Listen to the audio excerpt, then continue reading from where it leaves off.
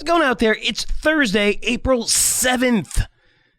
I'm Frank Curzio, it's the Wall Street Unplugged podcast where I break down headlines and tell you what's really moving these markets. A lot of movement in the markets, especially within oil and then Fed. Those minutes were released. I'm going to bring in Daniel Creech, senior research analyst at Curzio Research. Is that the name of this place, Curzio Research? I forget sometimes. Dan, what's going on? That's the sign we have on the door that I constantly say to take down. Not because I'm not proud to work here, but we're the Goldman Sachs. Not because we have anything to hide, but just so we should lay low, Frank. Lay low. Low is better sometimes. I like know. that. Laying low is better than. Although I can't imagine what people, because we share a parking lot with a couple of other different businesses, and I have no idea what their work schedule is, but it is not consistent. There's some days you can't get a parking spot, and some days we are literally the only ones here. It's hilarious. It's ironic as hell. There's a business that sells weed or medical marijuana. I think it sells licenses. I don't think it sells. Is it the license? All weed. I know is that the people that walk in there. Well, it doubles as a rehab center too. Oh, does it? You see a lot of people limping in there, and you kind of think, well, are they hurt and going in there? But it's a rehab center. Yeah, I mean, for injuries and things. Yeah, it's all kinds of stuff. My nice. Overall point to that was I can't imagine what people think about us, because sometimes we're dressed well, sometimes we're dressed like we work out. Sometimes we're carrying golf clubs. There's dogs. There's animals. I mean, it's hilarious. So people probably look at this sign and be like, "What the hell is Curzio Research?" So. And what are we actually researching? And it's funny. Send us an email. What do you think we do here? Yeah, what do you think? But it's funny. Let alone the people we share this wall with. Can you imagine what these builders think of us? Oh yeah, there's a custom home builder next to us too. So. Yeah, iGas place. But we've been here for a while now. For, I don't know, probably 3-4 years, and it's just. Yeah, we see businesses come and go, but it's nice. It's nice and it's quiet. And I work late. Dan, sometimes you're late, but I'm here really late. And I like it because I come here. It's lit up. Nobody's here. Nobody bothers me. And it's just a nice isolated spot. And we don't have like a storefront, right, where people walk in off the street. Right, which is not, because we're taping, which is really cool. But it is. It's definitely interesting. Anyway. Got into a lot further than I think than I thought we were. Yeah. So we got to regather our thoughts. Let's talk about what's going on the Hill with the U.S. House of Representatives, Energy and Commerce Subcommittee on Oversight and Investigations. Well, they held a hearing to grill the oil companies on why gasoline prices remain elevated, even though prices for crude oil, the feedstock of fuels, have dropped off of their highs from 130 to say 100. But they're ripping the oil companies apart because it's their fault oil prices are so high, and you've really been following this closely. I want to get your thoughts on this first. Yeah, I have to admit something here.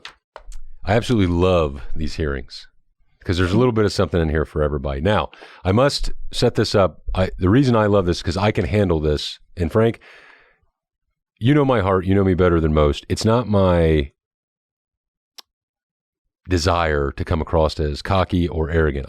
In fact, I try to not. I would almost try to come across the other way on that. However, on this topic, I can have full confidence because I am the perfect person to break this down, because I am the guy that can handle this with laughter and not take it too seriously. Because if you watch this, only applying common sense, rationale, and try to go in here thinking that the people in power are trying to do what's right for everybody else, you would go insane and you won't be able to handle it. You'll go crazy. So I would recommend for the normal folks out there, a 2 to 3 drink alcoholic beverage minimum before you start diving into this stuff. That's my public safety. Why is that? Disclosure. Because they're idiots. Go ahead, if you don't have... Give us an example. All right. First of all, the title of it is, this hearing, before the Subcommittee on Oversight Investigation Committee on Energy and Commerce, U.S. House of Representatives, is titled Gouged at the Gas Station, Big Oil and Americans Paying at the Pump. That's great. All right. Now, I will kick things off because the people that were up there from Devon Energy, Shell, I don't know if you have the list, ExxonMobil, I know I'm missing a couple. There was a gentleman not in the oil and gas business, more like he was a retired I'll pull it up here in a minute. I don't want to give him, because he had some great points. He wasn't as part as the oil and gas. He was just trying to explain in data and detail on why we should be doing more U.S. production versus relying on global partners, whether they be allies or not. But the people that were brought up here, and we've talked about these companies, we've been huge on Devon, we've been huge on Exxon, which is in Dollar Stock Club. We've talked about Pioneer Natural Resources, and that's who I'm going to start with here today, because the opening statements, these guys knew what they were going into, and there was one woman from from Shell or something. But anyway, these guys know they're going into an arena where they're not welcome. Mm-hmm. This was totally split on party lines. If you were watching this, basically every Democrat that got a microphone in their 5 minutes. That's the other thing. These geniuses up on Capitol Hill, and these are both sides, Frank. They think that, hey, we're going to recognize you for 5 minutes, and then you can get to grandstand and do all that. Mm. It was basically split on, if you were a Democrat, you were bad-mouthing them and blaming them for gouging, making near record profits, if not record profits, pulling at the emotional heartstrings of people. And then if you were a Republican, you were stating the administration's policies, and when President Joe Biden was a candidate, and the specific quotes he said about ruining oil and gas and things like that, they were pointing to, hey, higher gas prices were before the invasion of Russia invading Ukraine, and its policies, not just the initial spike of that. So the CEOs and representatives knew they were going into it, Frank, and I want to tell you this. This is why, in the theme of Jeopardy, like I did on Tuesday, we're going to give the answer as to why people need to give a flying Florida about this. That's not my new thing while you're going flying Florida. Keeps me out of the beeping I like thing. You get emotional. I'm telling you, I love this. So the Pioneer Natural Resources, this is a good quote, Frank, on the answer as to why you should pay attention, and just the takeaway here is to own and have exposure to oil and gas and hard assets. Excessive drilling, low returns, and volatile commodity prices combined with pressures to divest fossil fuel holdings cause many investors to reduce or eliminate their equity holdings in energy companies over the past decade. The energy industry fell from representing, Frank, 12% of the combined market value of the S&P 500 companies in 2011 to less than 4% today. The reason that I have that circled on my notes in this printout, and the reason you should pay attention out there, is that proves that the energy sector is basically left for dead from an asset allocating sector. It has gone to a such small percentage of the overall S&P 500. It is not a far stretch, in my opinion, to think that will go higher, not continue lower from the 4% weighting or making up of the S&P 500. That means prices can go and continue to go much higher from here. So investors need to take hold and invest in those companies and that sector to benefit. Would you like me to, Paul? Would you like to join me on this monologue, I'm going to let you keep going here. I think it's entertaining as hell because I got some things to say too. I just think it's hilarious. I mean, go ahead, keep going. I'll go to my points in a second. Go ahead. Next topic here. The overall takeaway was the CEOs knew, and they're politicians as well. They were smart in saying, hey, but the overall takeaway for individual investors is, listen, you need to be exposed and invested in these areas, and you need to understand the macro when you go to vote. And I don't care how you vote. That shocks a lot of people. I really don't care. I wish you knew what you were voting for, as long as you can explain why. I can agree, disagree. But at least know the reason behind things. And the big takeaway here is oil and gas are going to continue to be elevated because of policies. And the major theme that disgusts me, Frank, is that one side of the aisle looks at this and says, hey, Frank, I can't wait till this massive transcript comes out because I want to search for the word patriotic. You've never heard more from one side of the argument say it's patriotic only to pay more to protect others in the high price of the pump. Mm-hmm. There is a huge headwind on investors in general on capitalism because over and over again, these oil executives were drilled about share buybacks and dividends they pay to investors. The powers that be were telling them how to run their business. They have no idea how anything works. One representative called out a CEO and said, hey, if we do away with the federal gas tax, which is roughly 18 cents, will you pass that on to your customers? The gentleman pointed out, well, we collect that on behalf of the federal government and we give it to the federal government. If you give a tax holiday, we would quit collecting that tax in general. She then pressed, well, you would pass that on to your customers. He then had to explain, hey, let me try to be more clear. If you don't tax it, we won't even collect it. Therefore, they would save. The people making the rules are at least grandstanding here with billboards and different funny signs. A couple of the liberals had good signs, Frank, about the record profits that Exxon and Chevron and everybody had. And a couple of Republicans had the stickers of Joe Biden pointing to me doing that and gas prices going high. Yep. So there's a little bit of something for everybody. The takeaway here is you have capitalism is under attack. That ought to worry every investor, but it'll result in higher asset prices. So benefit from it. Don't get punished by it.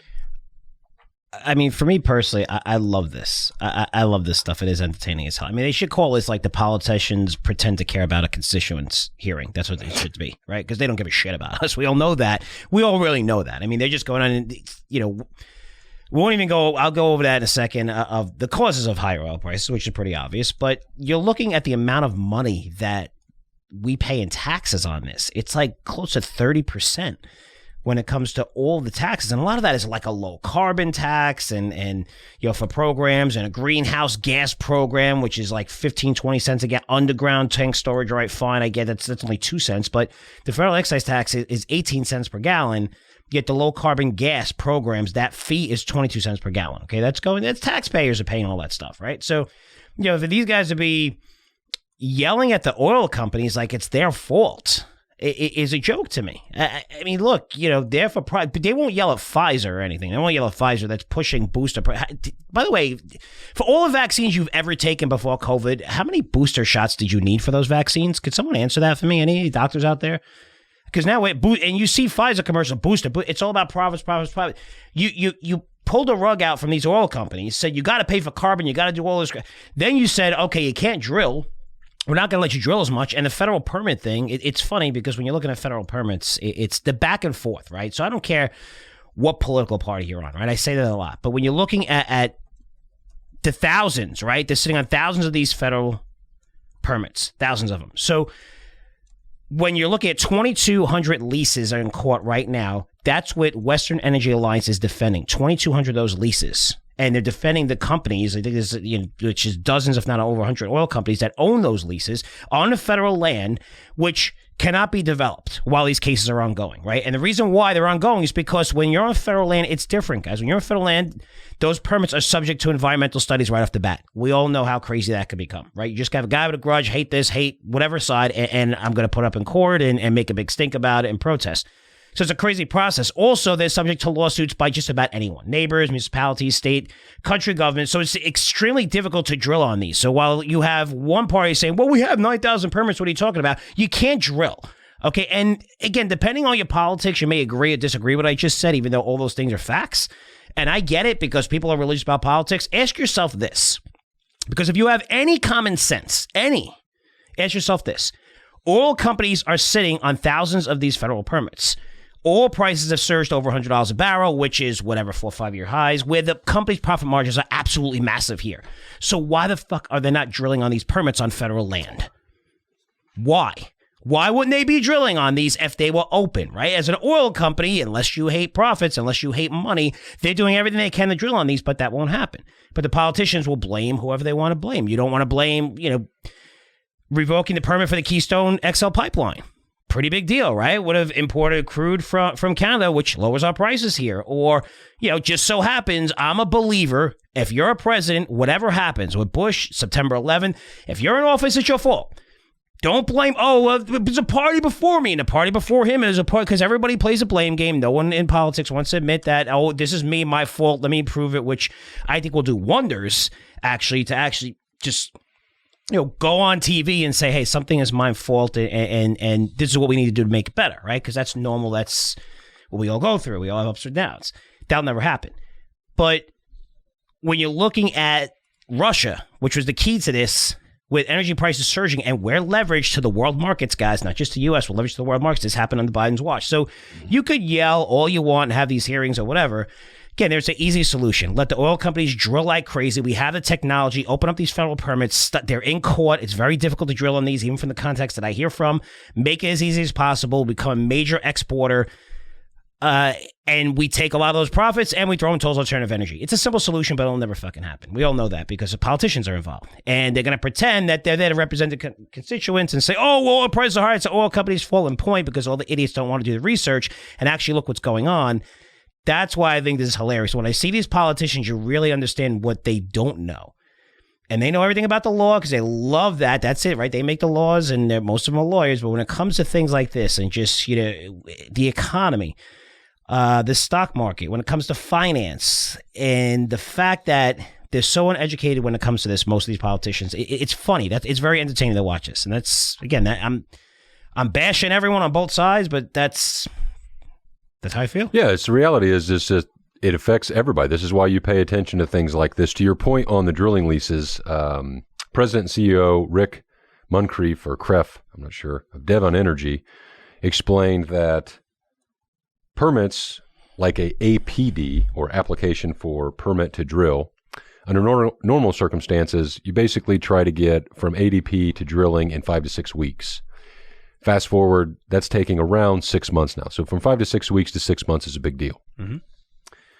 The other thing here to take away is that the only good thing about volatility and chaos, Frank, is that it speeds up the line of communication.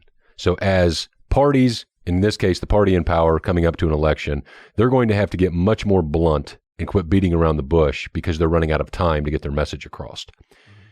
You can get the sense of here, and I hope people watch this and can give us some feedback, Daniel at CurzioResearch.com, because there's a group of people out there, and I totally disagree, but I'm okay with them explaining this. There's a group of people out there that think, hey, the world is coming to an end if we don't get off of oil and gas, and to everybody that's being hurt because of higher prices, that's just part of doing business. That's the cost of doing business, and the bigger issue, the bigger goal is better than you. And that's where the patriotic left, ironically, came to the hearing today. They were talking about, you oil companies ought to be patriotic and quit taking so much profits. Forget about the dividends and shareholders and big shareholders and the retirements and the pension plans and all that to have it. So you have to be very shallow when you're discussing this. You only want to grab onto one thing and keep on and take the ball and run with it.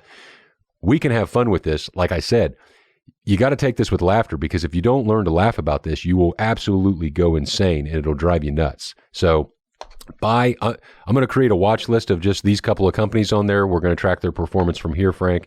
It should be a fun whirlwind show, but please use any pullbacks to have exposure into this sector going forward.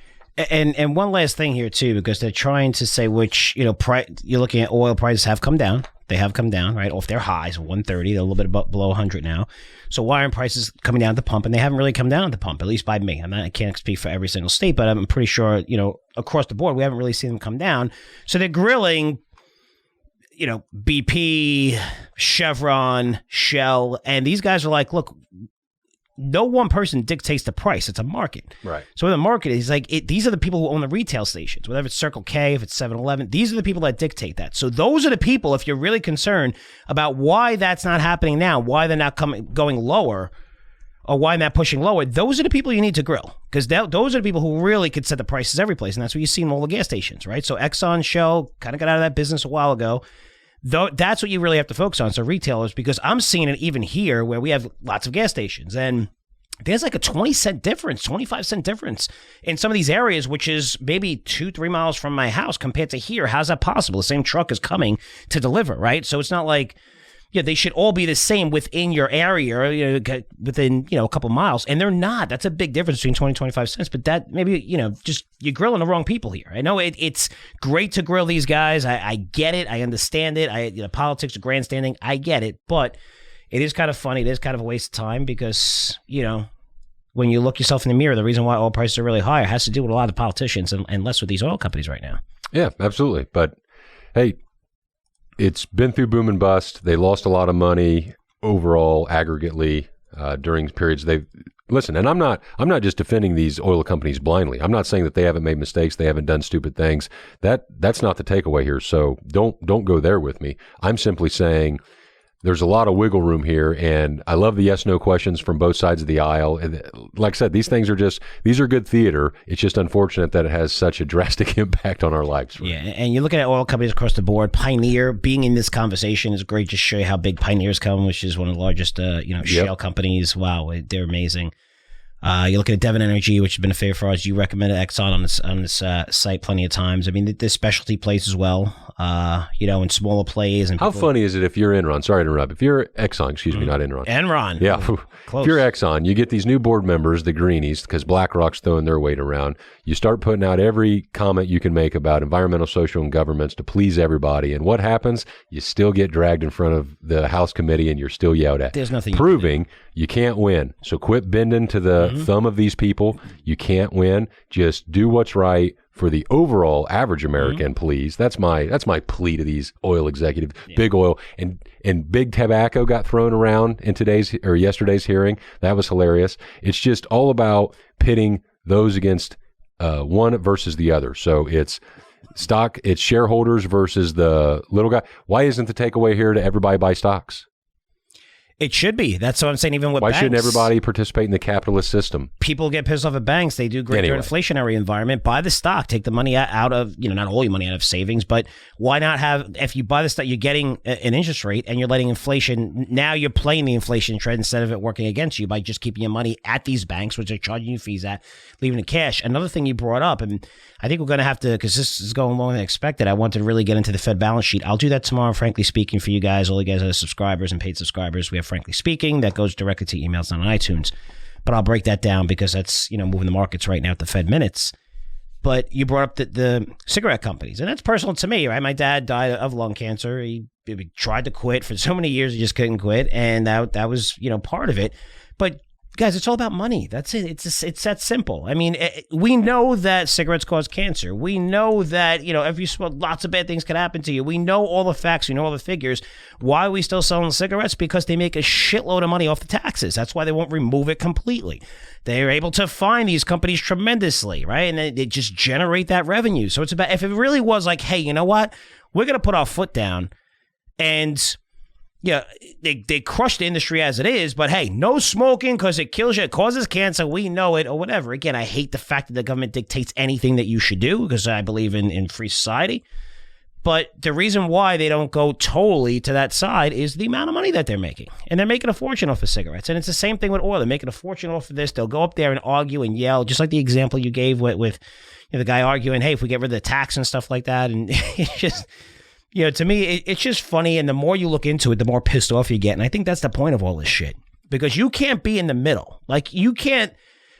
In today's society, in a woke society, which is, it's basically a terrorist organization being woke. It really is. I mean, they force you into shit. It almost makes you that, hey, I support the gay community, transgender community, but I don't support a guy who's... swimming in an event that's crushing women, that it's cheating. But if you say that you don't support that, all of a sudden you're lumped into like, oh my God. Like the Don't Say Gay bill has nothing to do with not saying gay. It has to do with teachers. It has to do with our teachers not teaching third graders and second graders about our genitals. That's what that bill is. Where'd you get Don't Say Gay from? It's all political. It's hilarious. I thought that bill was trying to encourage people not to have children. Holy shit. I mean, that's what the bill is. Wait a minute. The parents are there, right? Your parents. I don't want to teacher's a stranger. You don't know who a teacher is. Yeah, some of them, I know my teacher. No, some people do. Most people don't know their teachers. I don't know anything that my teacher does outside teaching my kids. I don't know what her hobbies are. I don't know if she's crazy. I don't know what club she's going to or he's going. I have no idea. Do I want them teaching my 8th grade, not my 8th grade, my 8-year-old, 7-year-old kid about their genitals and about gender? Are you crazy? That's what the funny thing is, that's what Disney is going all in on. And they are the biggest family organization that makes the most, and that's what they're fighting with this Don't Say Gay bill. That's what it's about.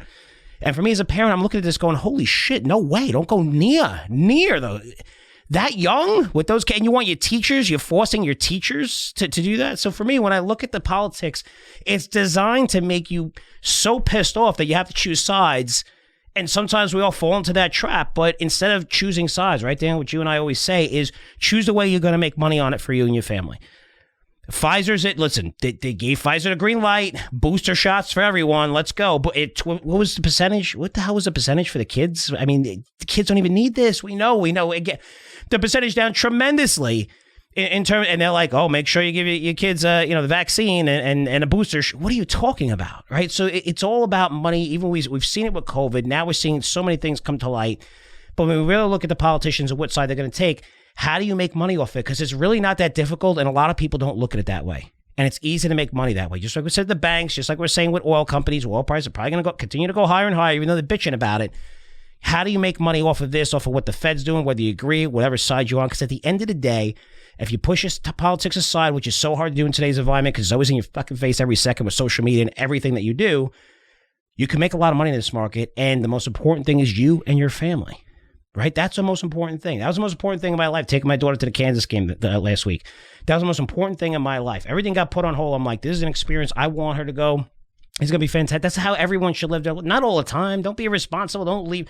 But that's what we do this for. And if you put all that shit aside, you can really make a lot of money. And Daniel, you and I have been providing lots of free ideas on this, and even in our paid newsletters. And there are lots of ways to play this instead of just, going up to the rooftops and shouting. Yeah, by the people that were dragged in front of the hearings today. Yeah. Why is this whole event taking place? Why is it taking up time in CNBC? Why? Nothing's going to happen. The other thing on that is, remember ocean engineering, the offshore kind of robotics, underwater, deep drilling things? That's an interesting sector. I haven't seen that too much. I know a couple of surprised they haven't gone up more. The rigs, right. Transocean, And I think there's something to that to at least keep an eye on now, and hopefully that'll make its way into a recommendation, because I don't want to assume that that's just going to happen, but just following everything the way the path leads, I do think that the path of least resistance is for them to catch a bid and get some momentum behind them at some point in the future, as long as prices continue to stay elevated, which everything we're seeing right now leads to that. It's so surprising, too, because if you look at 2019, and I have a chart up here, guys, of Transocean rig.